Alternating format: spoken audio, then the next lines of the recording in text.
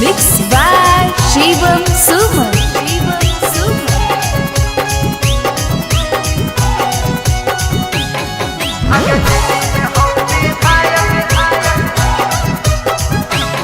छौड़ा मीडिया में खबर तोहर आबो हौ छाने छान भइलही क्रिमिनल पूरे बिहार में नंबर 1। अच्छा बोली ना की गे छौड़ा मीडिया में खबर तोहर आबो हौ छाने छान भइलही क्रिमिनल पूरे बिहार में नंबर 1। अरे कहियो पारा शासन ना काउंटर में देतौ मार आगे जेबी में हो विधायक अच्छा। मुट्ठी में हो सरकार यो बरंडर क्रिमिनल हम लाइसेंसी रंगदार अच्छा। आगे जेबी में हो विधायक मुट्ठी में हो सरकार यो बरंडर क्रिमिनल हम लाइसेंसी रंगदार। ऐसा बात है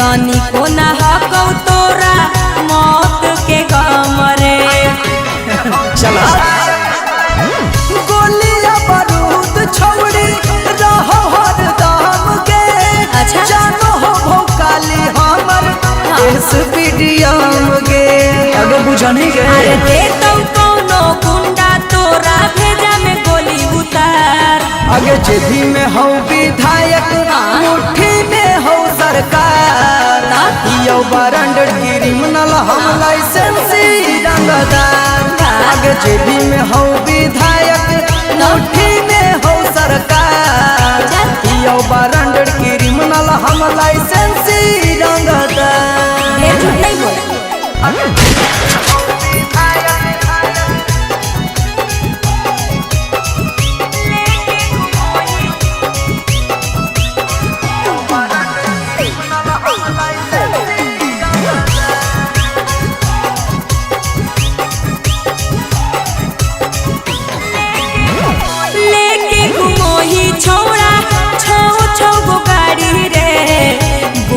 ही अपने आप के बड़ा का खिलाड़ी रे रे बोल